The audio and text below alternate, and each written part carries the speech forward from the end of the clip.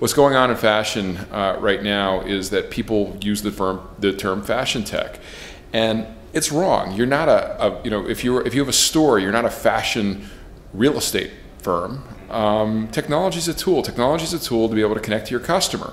What's interesting is that social, in particular, how you connect with your customer is different for every single business. How Chanel connects with their customer is different than how Nasty Gal connects with their customer. And so how do you figure out what is the right mix for you and how do you use it? And I think what happens, what's wrong with most companies in this space, is that they use it as a checkbox. You know, am I on Twitter? Yes. Am I on Pinterest? Check. Am I on Pinterest? Am I on Facebook? Check. As opposed to really looking, what am I trying to accomplish? With whom am I trying to accomplish? And what am I trying to say? There are a lot of technology people who don't understand what fashion or what commerce is about. But I'll also say there are a lot of fashion people who have no idea about what the tools that are available and how their industry has completely changed underneath them. The entrepreneurs are going to be the most successful, the ones that appreciate both. They appreciate the art, the beauty, the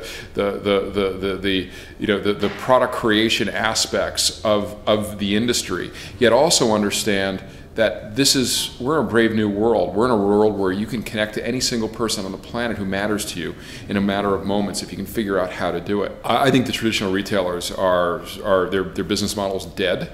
I think JCPenney is a harbinger of things to come. I think probably Ron Johnson was the only thing that could probably have saved them. That company will be out of business 5 years from now because He crashed and burned. It's an inability of a company to transform itself in the public market. And so they could continue to cut costs and they continue to have more and more shop-worn stores. They can continue to run discounts and they will continue to go out of business just more slowly. At least he was going to try a radical and transformational change. You never know how it would have turned out. Could he have done it under the cover of being a private company and could they have invested enough? Perhaps not. But what I'll tell you is the entire traditional retail model is broken because they're no longer aggregators in a geographic aggregation format. Now we're aggregating customers based on values, interests, aspirations. Therefore, real estate doesn't matter. Stores don't matter in the traditional sense. Stores matter a lot. Physical presence means an enormous amount to any single brand looking to connect with their customer. But how that's defined in a store format is going to be completely different. I disagree.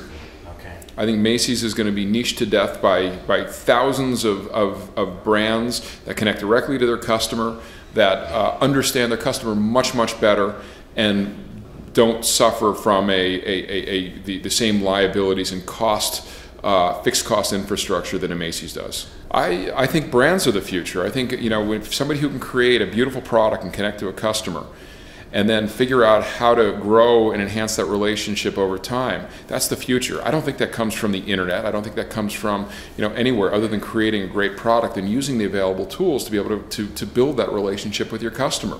I think we're going to be entering a golden age of brands. We're going to see more and more brands that are going to connect so viscerally to consumers in every way, and it's not just going to be online, it's going to be with a physical presence as well, and how they dynamically manage that relationship on a holistic basis as opposed to looking at it as another door if you're a store-based retailer, or opening a store if you're an online retailer. One of my investments, which I think is doing it incredibly well, is a company by the name of Lolly Wally Doodle, which is creating a really unique online experience, beginning to launch unique offline experiences to be able to connect very, very deeply with their customer base.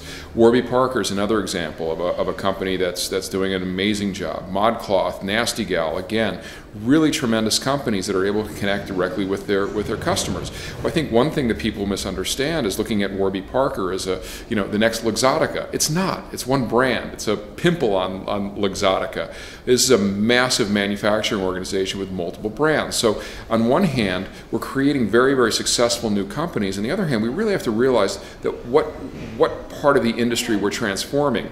And I think that brings one of the issues that has to be addressed, which is what is the ultimate size of these opportunities? If you mean something very specific to a specific group of people, can you mean a lot to everyone? And my answer is no. And therefore, we're going to see lots of brands, but I think we're going to see lots of smaller brands.